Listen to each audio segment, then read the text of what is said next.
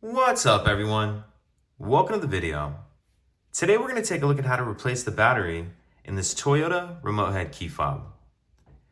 This Toyota key fob is going to use replacement battery CR2016, and I'll put a link in the description box of this video to where you can purchase these batteries if you're in need. The other thing I'm going to be using is a flathead screwdriver. So if we grab our key fob and we take a look at the bottom down here near the key ring, on the one side we see there's this notch right here. So what I'm going to do is hold the key fob with the buttons facing down to help try to keep them in place. And then I'm going to use my screwdriver in that notch to pry up on this back cover.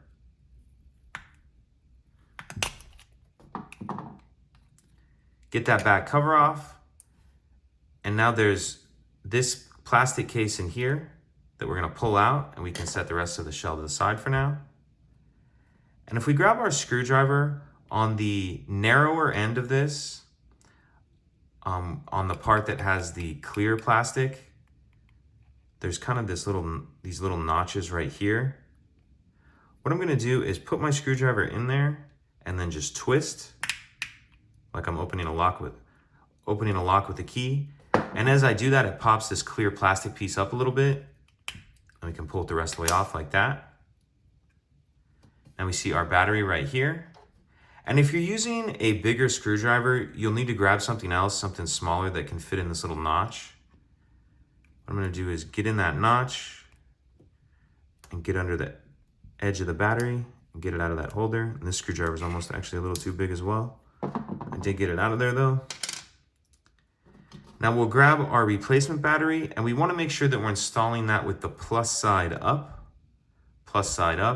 And we need to start this edge in first, this part that has this little metal holder on it. We'll start that edge in first and then snap it down into place. And if you get that little rubber grommet in there at all like I had, kind of move it out of the way like that. Once we have our new battery installed in there, we can go ahead and snap this piece of the case back on. Now we'll grab our shell, and these buttons float around in there pretty easy, so if yours have moved out of place, get them back where they need to be. And then we'll put that piece back in there, and then finally snap that piece on. And that's it. If you have any questions, please let me know.